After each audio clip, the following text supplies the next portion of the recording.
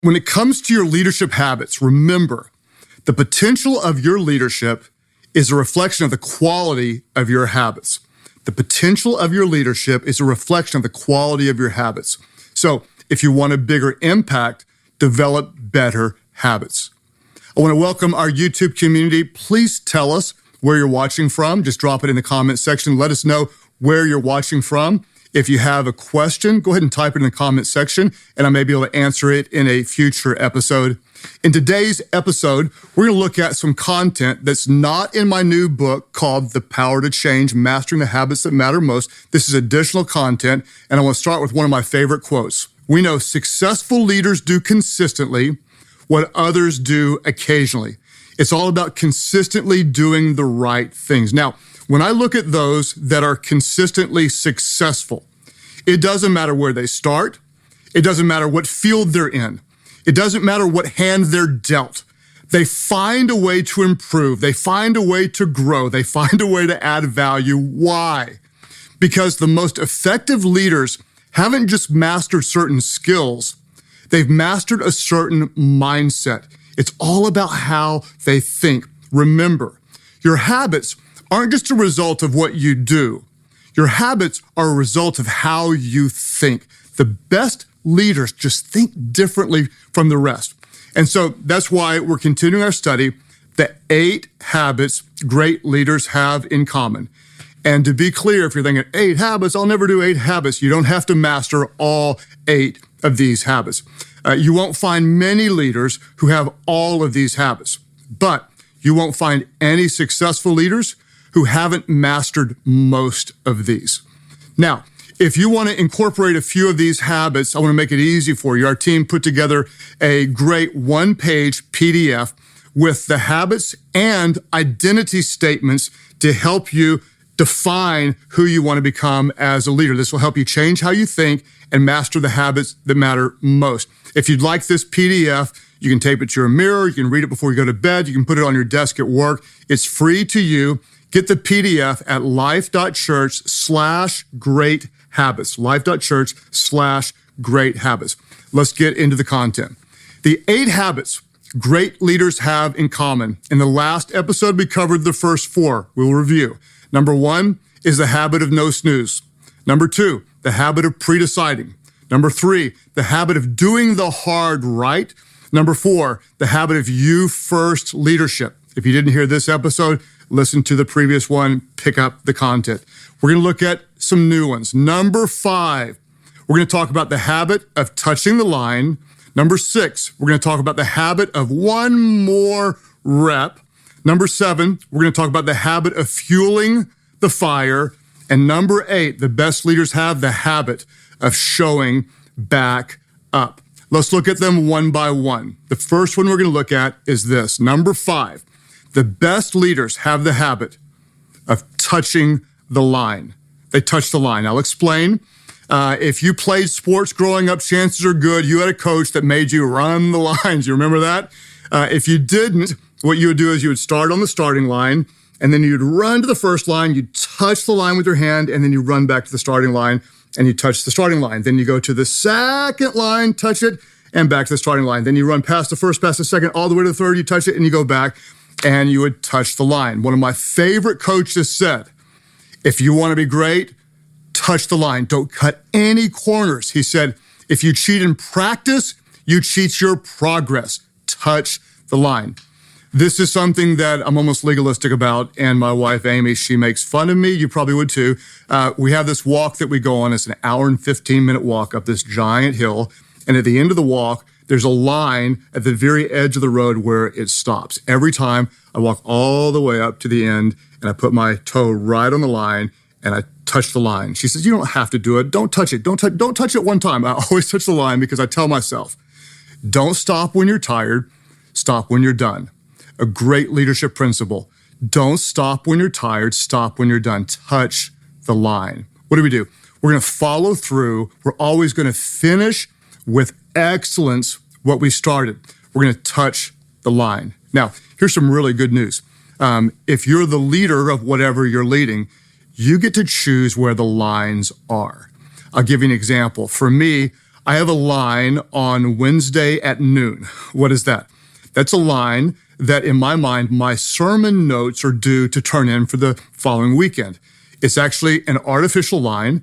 No one made up where that line is but me, but it's a very real line. So my goal every week is to, by Wednesday at noon, I'm going to touch the line. I'm going to finish what I started with excellence. By noon on Wednesday, my sermon is due. And I have not missed a deadline in 2 decades.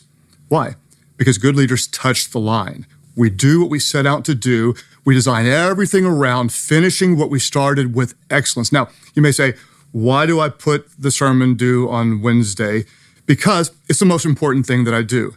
And I'm useless until it's done. In other words, if you want me to make a decision and I've got the sermon hanging over me, I really can't focus, so I got to get that done. So then I can free my mind to do other things. What do we know? As leaders, we do first what matters most. We prioritize. Get in the habit of finishing what you started with excellence. The best leaders touch the line. Number 6, let's look at another habit. The best leaders do one more rep. They do one more rep. To be a world-class leader, what you're going to want to do is you're going to want to do more than what's expected. You're going to want to exceed expectations. You're going to do one more rep. And a shout out to my buddy Ed Milet, who wrote the book, The Power of One More, about his dad who overcame an addiction to alcohol and would have one more day sober and one more day sober. Great book, Ed. Good job on that. As an athlete, what I like to do is I like to try to do one more rep. If a coach or if my workout partner says, hey, let's get 10 reps on the bench, what I want to do is I want to get 11, because 11 is actually 10% more than 10. And why does this matter? To exceed the expectations of others, raise the expectations of yourself. Let me say it again. If you want to get really, really good of exceeding the expectations of others, start with raising the expectations of yourself. The principle, the habit of one more, it will stretch you. It'll make you stronger. It'll make you better. If someone asks you for something, give them what they ask for and give them a little bit more. You'll bless them and you'll stand out. Think about it. When someone does more than I expect, it actually changes how I think about that person. Then think about it organizationally. When someone does more than I expect at a company, it doesn't just change how I think about the person, it changes how I think about the company they work for. I'll give you an example. There's a restaurant that Amy and I go to often, and recently this young employee was like smiling so big when we came through the line, and she comped our meal. We're like going, what'd you do this for? And she said, we get to comp one meal every week. And she said, I've been waiting and waiting and waiting for you guys to come in. That exceeded my expectations. And so I tell everybody about this restaurant, not just because of the food, but because of the quality of the people that work there. And think about this. Whenever a business meets my expectations, if they meet my expectations, I'll be a customer. But when they exceed my expectations, I'm an ambassador. I'm telling everybody about something that exceeded my expectations. So when it comes to your team members, if someone meets expectations, this is someone worth keeping. But if someone exceeds expectations, this is someone worth promoting. You want to be someone worth promoting. Do one more rep, exceed the expectations of those around you. And it can be as simply as coming in a little early or staying a little late to add value.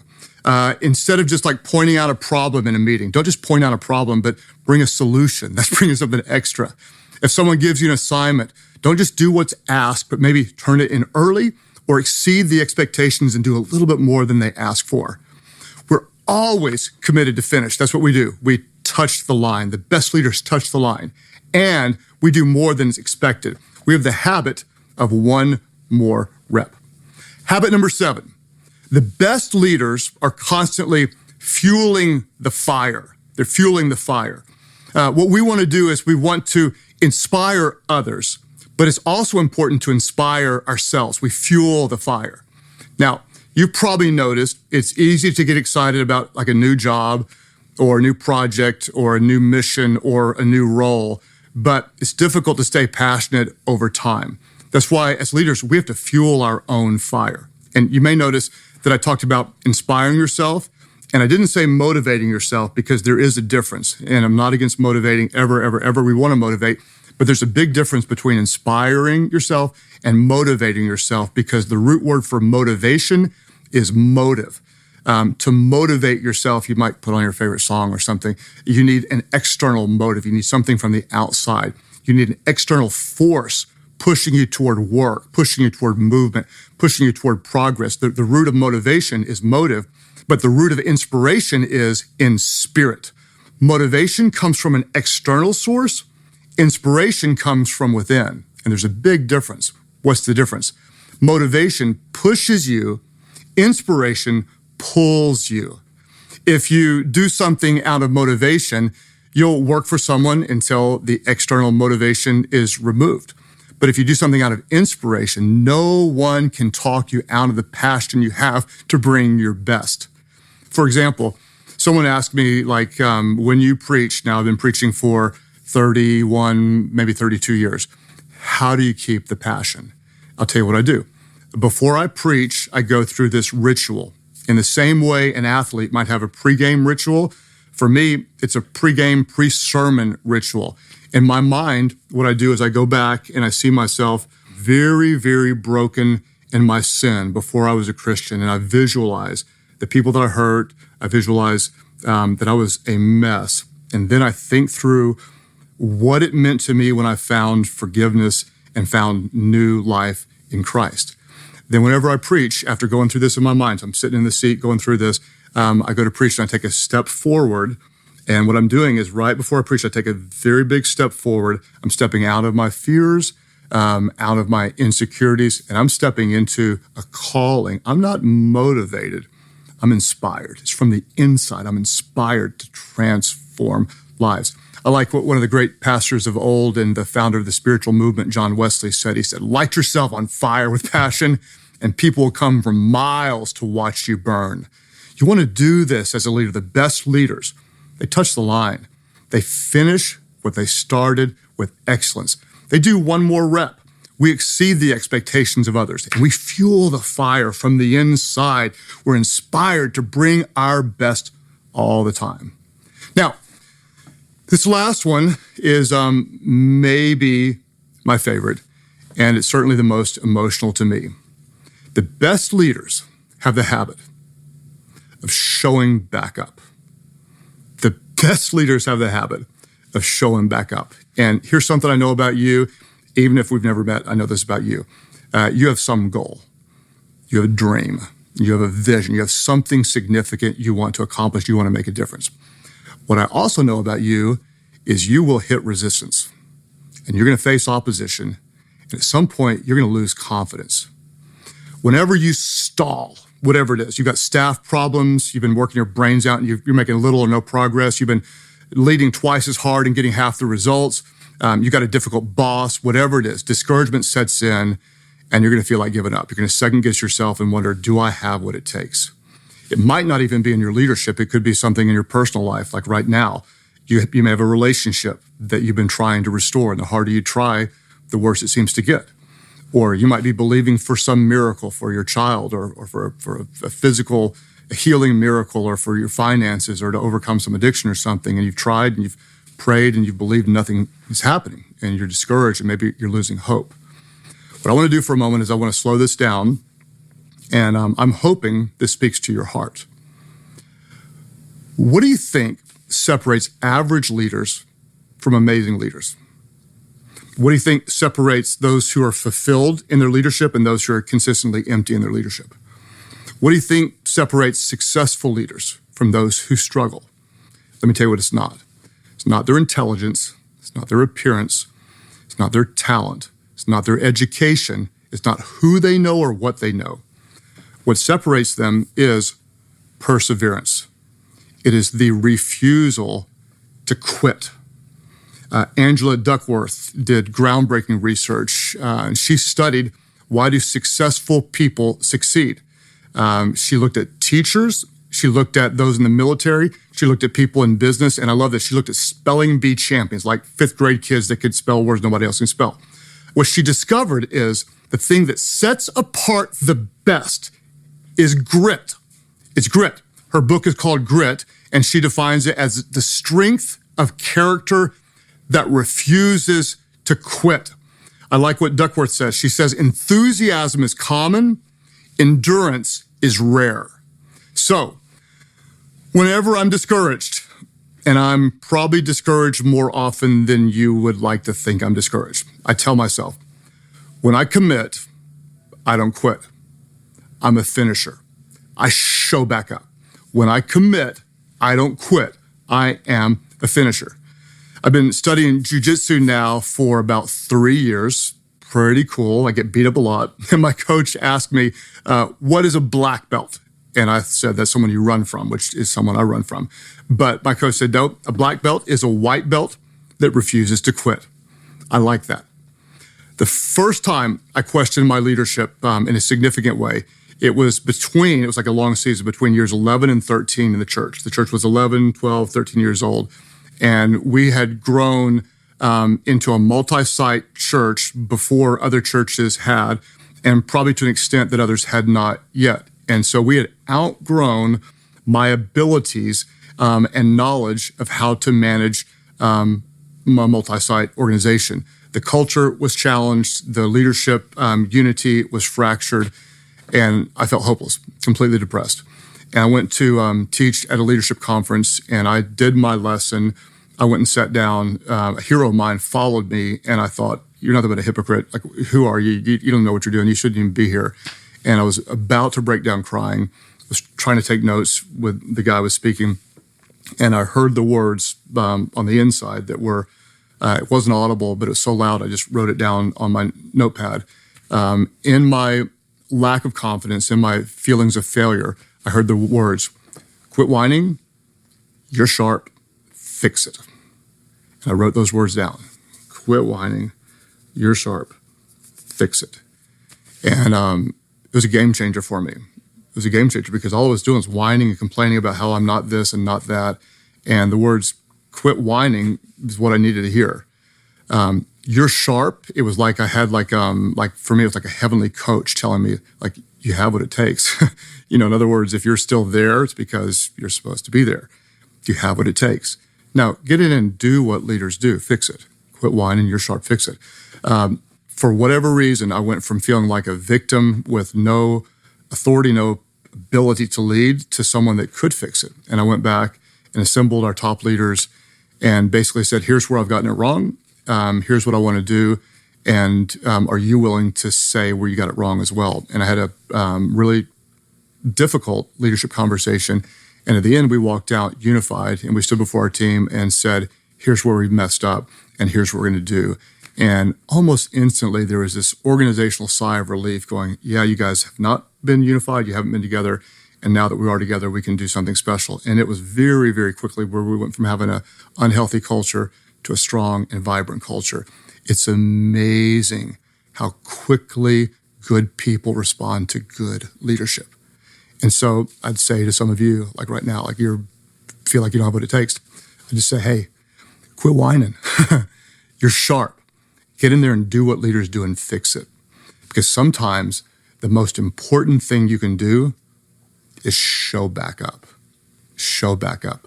The best leaders refuse to quit. So let's review. The quality of your leadership is a reflection of the quality of your habits. If you want to change your leadership, change your habits. What I want you to know is that you can honestly do this. You have what it takes. What are you? You're one of the best leaders, and you're getting better because you're developing the right habits. You're a leader who doesn't hit snooze. You don't let your alarm happen to you. You happen to your day. You're the leader who pre-decides. You choose ahead of time what you're going to do, and you implement value-based actions every single time. You also choose the hard right. Whenever easy presents itself, you say, no, I'd rather do what's right, and I'm going to trust the results by doing what's right. You're a leader that cares about people. You're a you-first leader. Many people try to make them look important themselves, but you help other people see that they're important. You have the habit of you-first leadership, and you finish what you started. You touch the line. You always touch the line, and you do more than expected. You do one more rep. You don't need an external motivation. You're internally inspired. You fuel your own fire. And you may be down, but you're never out. You always show back